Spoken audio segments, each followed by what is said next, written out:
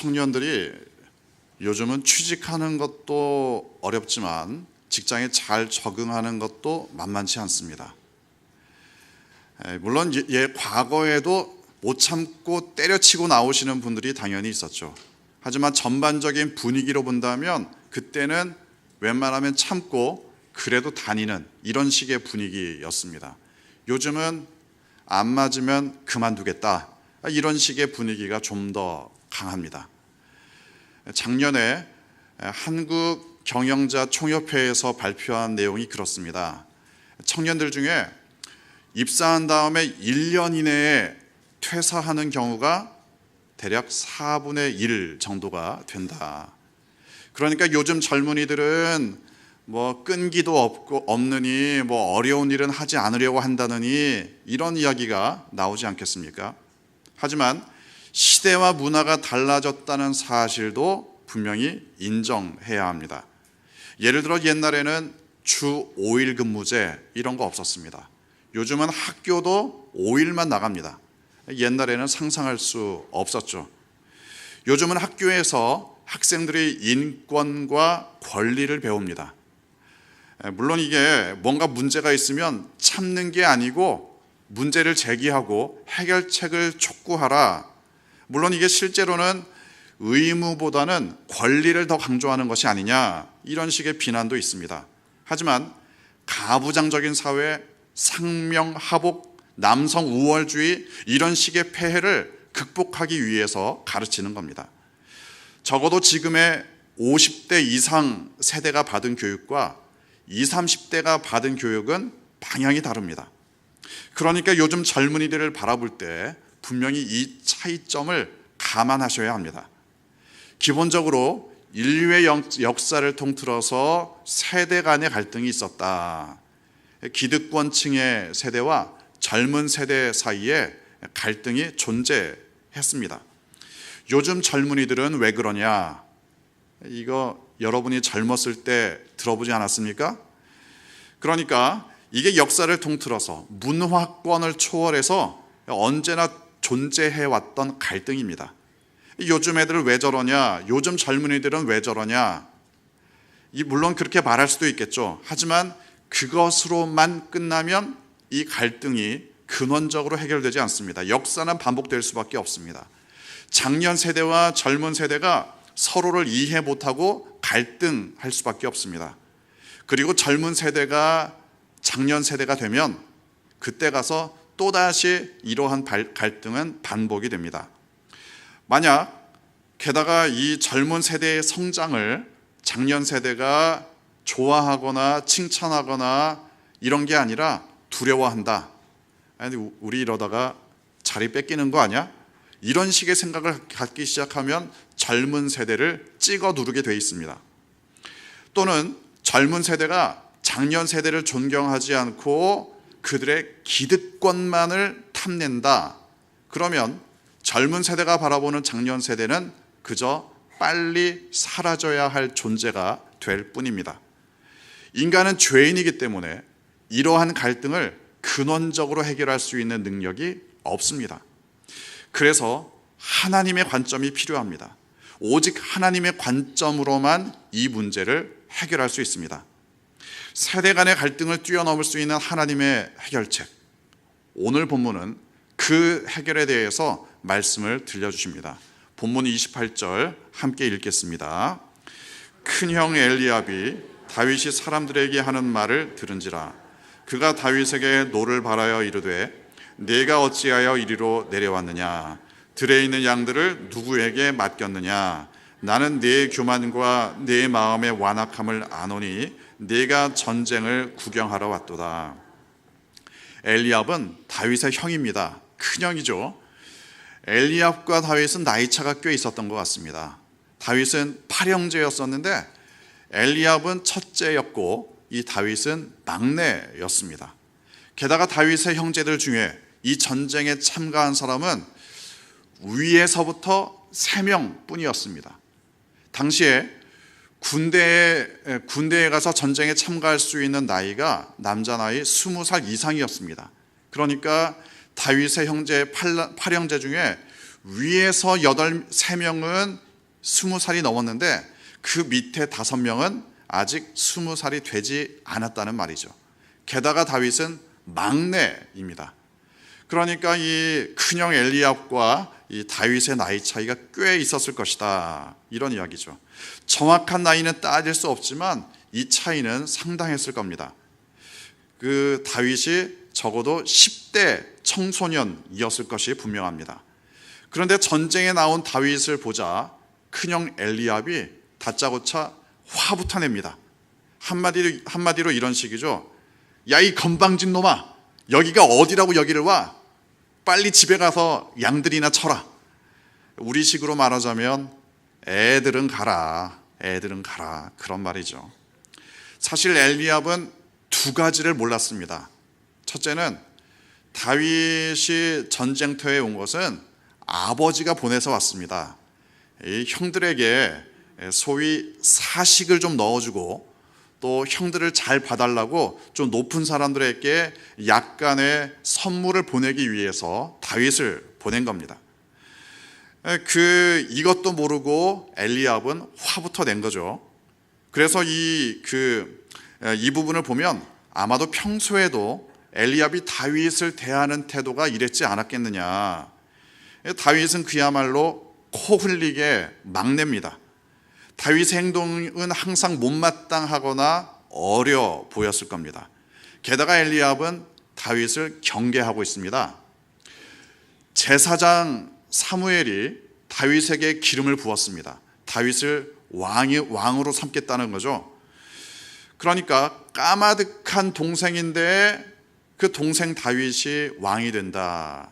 엘리압은 그걸 좋게 받아들이거나 축하하거나 이게 아니라 기분 나쁘게 받아들였던 것 같습니다.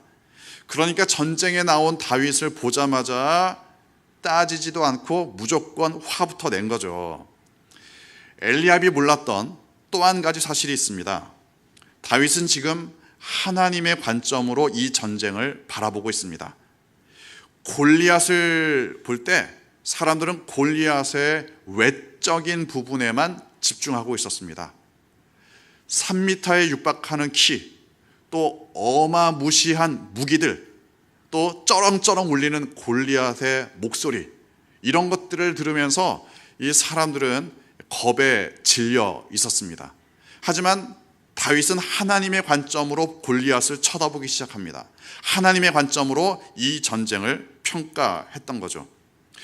골리앗이 하나님의 군대, 이스라엘을 조롱한다. 이건 하나님의 관점에서는 있을 수 없는 일이다. 이게 다윗의 관점이었습니다. 다윗은 지금 재미삼아 골리앗을 쳐다보는 것이 아니었습니다.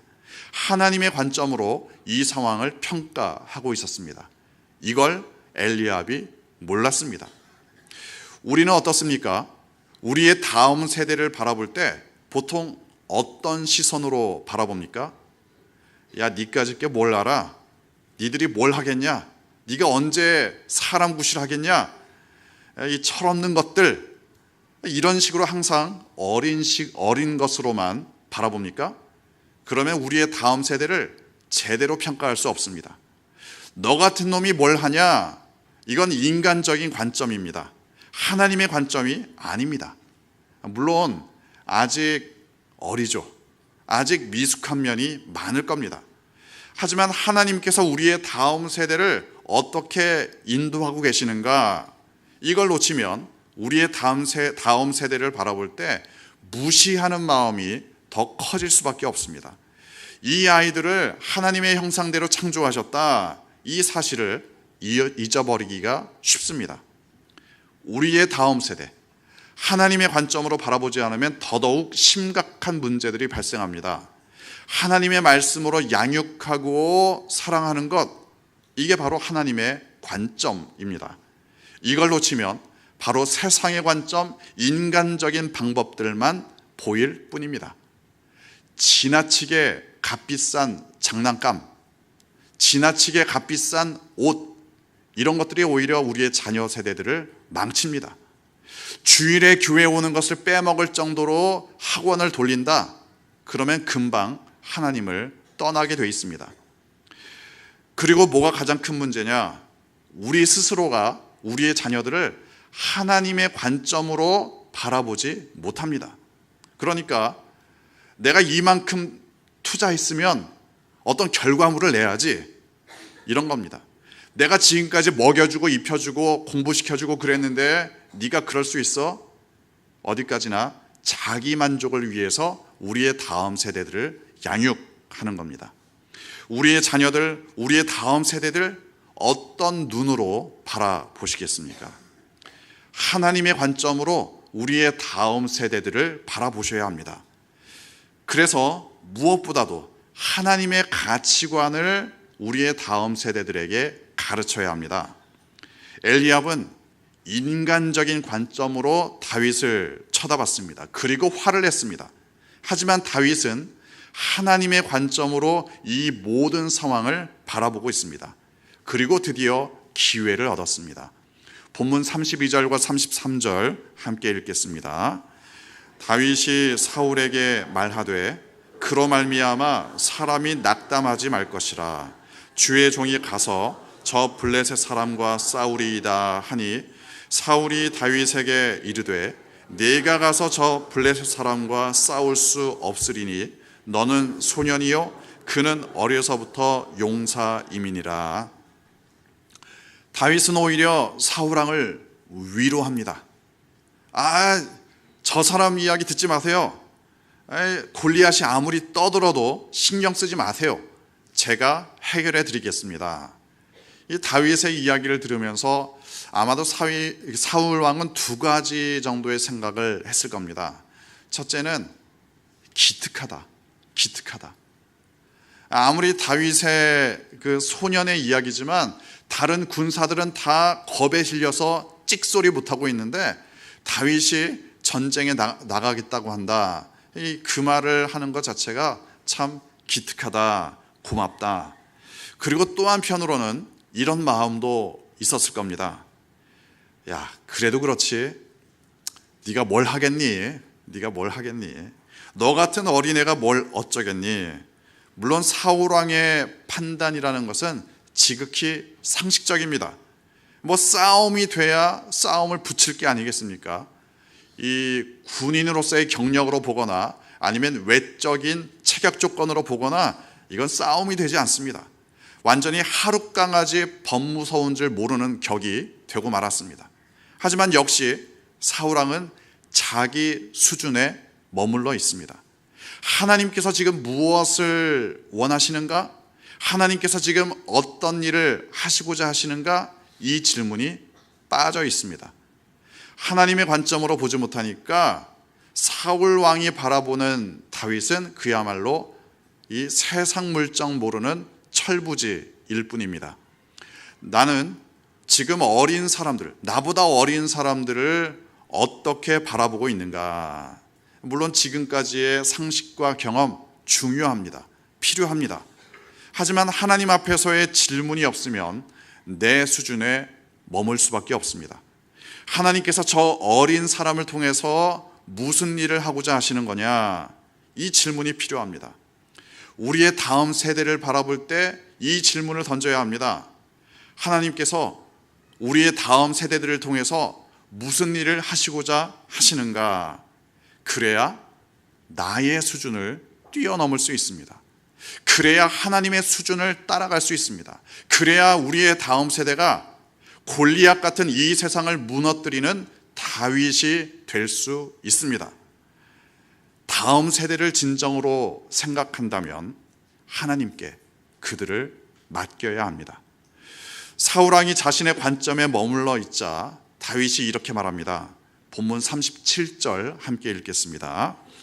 또 다윗이 이르되 여호와께서 나를 사자의 발톱과 곰의 발톱에서 건져내셨은즉 나를 이 블레셋 사람의 손에서도 건져내시리이다. 사울이 다윗에게 이르되 가라, 여호와께서 너와 함께 계시기를 원하노라. 이 다윗이 왕보다도 더 믿음이 좋았습니다. 우리도 그렇지 않습니까? 때로는 어린아이들의 믿음이 어른들보다 더 좋을 때가 있습니다. 어른들은 자기들의 상식과 경험에 머물러 있는데 어린아이들은 순전한 마음으로 하나님을 의지할 때가 있습니다. 사도행전 12장을 보면 베드로의 이야기가 기록되어 있습니다. 이 초대교회 시절에 베드로가 감옥에 갇혔습니다. 빠져나올 가능성 도저히 보이지 않습니다. 이미 야고보가 순교했기 때문에 베드로가 어떻게 될 것이다 거의 분명해졌습니다. 그런데 하나님의 은혜로 베드로가 감옥을 빠져나오죠.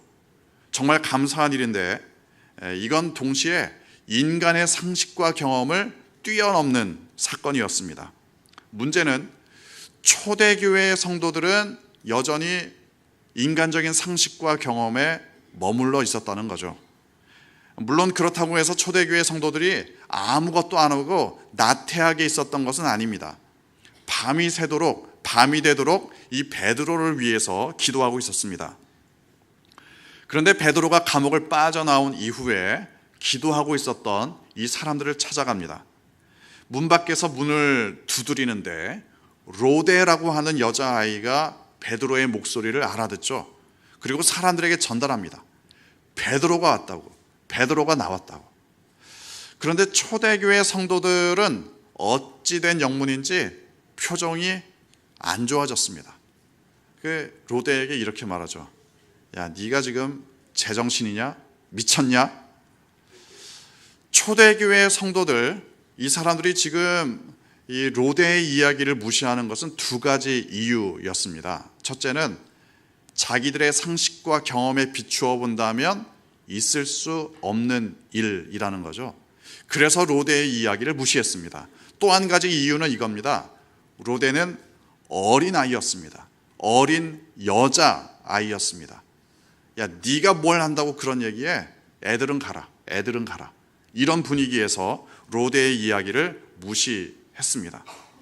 생각해보면 초대교회 성도들은 그야말로 초대교회 성도들입니다. 예수님의 십자가와 부활을 경험했습니다. 오순절의 성령의 강림하심을 경험했습니다. 그런데 혹시 나이든 교회 지도자가 그런 말을 했다면 받아들였을지도 모르겠죠. 그게 아니라 어린 여자아이가 전해준 베드로의 탈옥 소식, 이 이야기를 받아들이지도 못하고 믿지도 못합니다. 우리가 다음 세대를 위해서 해야 할 일이 바로 이겁니다. 그들이 하나님과 동행하도록 도와주는 겁니다. 그러면 때로는 그들이 어른들보다도 더 믿음에 있어서 신실한 사람들이 될 수도 있습니다. 어른이 어린이보다 믿음이 좋습니까? 장담할 수 없습니다. 물론 그렇다고 해서 어린이들이 항상 믿음이 좋다 그렇게 말할 수만도 없겠죠. 중요한 건 어른이라고 해서 어린이들의 믿음을 무시해서는 안 된다는 겁니다. 어린이건 어른이건 상관없습니다. 하나님의 인도하심을 받는다면 어른이건 어린이이건 하나님 앞에서 믿음의 사람으로 살아갈 수 있습니다. 사울이 이스라엘의 왕이었지만 믿음에 있어서는 이미 흔들리고 있었습니다. 하지만 다윗은 전쟁에도 못 나갈 정도로 어린 청소년에 불과했지만 믿음이 견고했습니다. 골리앗의 소름 끼치는 위협에도 굴복하지 않고 주눅들지 않았습니다. 특히 다윗의 믿음에 대해서 다윗 스스로가 이렇게 이야기를 했습니다. 하나님께서 평소에도 나를 보호해 주셨다. 하나님께서 평소에도 나를 사자와 곰의 발톱으로부터 구원해 주셨다. 그러니 골리앗으로부터도 나를 지켜주실 것이다. 이게 나의 믿음이다. 다윗의 믿음은 즉흥적인 것이 아니었습니다. 순간적인 영웅심도 아니었습니다. 평소에 하나님과 동행했던 믿음이 골리앗과의 싸움도 두려워하지 않게 했습니다. 우리도 평소의 믿음이 중요합니다. 평소에 믿음의 삶을 살아야 합니다. 그리고 그 믿음을 우리의 다음 세대에게 가르쳐야 합니다. 내가 평소에 동행하는 하나님, 평소에 나를 인도하시는 하나님, 그 하나님을 가르쳐야 합니다. 내가 나의 삶의 자리에서, 나의 직장에서, 나의 삶의 터전에서, 나의 가정에서 경험하는 하나님, 그 하나님을 우리의 다음 세대들에게 가르쳐야 합니다.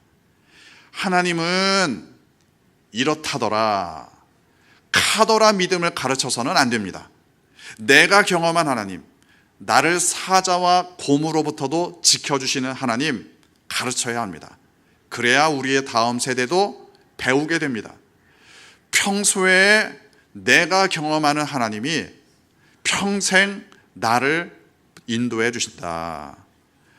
우리 교회는 특히 다음 세대를 위해서 많은 관심과 애정을 쏟고 있습니다. 이 인구가 줄어들 뿐 아니라 예수님 믿는 다음 세대가 줄어들고 있는 시대입니다. 이러한 시대에 그들을 향한 사랑과 헌신이라는 것은 하나님께서 기뻐하시는 일입니다. 그런데 그들을 사랑하는데, 그들을 섬기는데 어떻게 해야 되느냐? 방법도 대단히 중요합니다. 본문 38절 함께 읽겠습니다. 이에 사울이 자기 군복을 다윗에게 입히고 노투구를 그의 머리에 씌우고 또 그에게 갑옷을 입히매. 다윗의 결단을 듣고 사울 왕이 결국 다윗을 내보내기로 결정을 합니다. 물론 이 결정도 쉬운 건 아닙니다. 왜냐하면 다윗이 이렇게 떠들고 다녔습니다. 야, 니들이 한 명 보내서 나하고 좀 붙게 해라. 그래서 1대1로 싸워서 이긴 쪽이 전쟁에 이기는 걸로 하고 진 쪽은 종이 되는 걸로 하자. 그러니까 골리앗의 제안에 따른다면 다윗이 지면 전쟁에도 지는 겁니다. 또는 골리앗의 제안을 따르지 않는다고 해도 이미 이건 골리앗의 전략에 말려들고 있는 겁니다. 그래서 사울왕으로서도 큰 결심을 하고 다윗을 내보내는 겁니다. 그리고 나름대로 배려를 합니다. 자기의 군복을 주죠. 왕의 군복을 주는 겁니다. 그런데 이 사울왕은 다른 사람들, 다른 어른들보다도 머리 하나가 더 있을 정도로 키가 큰 사람입니다. 그러니까 사울왕의 군복이 다윗에게 맞을 리가 없겠죠. 사울왕은 나름대로 배려를 했지만, 하지만 이게 맞지 않는 옷이었습니다. 우리가 우리의 다음 세대를 어떻게 사랑하고 어떻게 가르쳐야 하는가, 그들을 어떻게 배려해야 하는가, 나에게 맞는 방식이 아니라 그들에게 맞는 방식대로 배려해야 합니다. 작년 세대가 해야 할 일은 다음 세대에게 맞는 옷이 무엇인지 그들이 찾도록 도움을 주어야 합니다. 내가 했던 방식, 내가 했던 일들, 물론 이게 참고가 될 수 있겠죠. 물론 우리가 사랑 어린 조언을 해줄 수도 있을 겁니다. 그들과 함께 울고 함께 기도할 수도 있습니다. 하지만 결국 다음 세대의 인생은 그들이 하나님 앞에서 살아가야 할 인생입니다. 자기들에게 가장 잘 맞는 옷을 하나님 앞에서 찾도록 우리는 그저 도움을 줄 뿐입니다. 그게 우리가 해야 할 최선의 다음 세대 사역입니다. 하나님께서 바라보시는 관점으로 다음 세대를 바라보시기 바랍니다. 나의 방식대로가 아니라 하나님의 방식대로 그들을 도와주고 배려해 주시기 바랍니다. 그래서 우리의 다음 세대가 골리앗 같은 이 세대를 무너뜨리는 다윗이 되도록 기도하시고 격려해 주시기 바랍니다. 그렇게 다음 세대를 바라보며 사랑하는 여러분 되시기를 주님의 이름으로 축원합니다. 기도하겠습니다.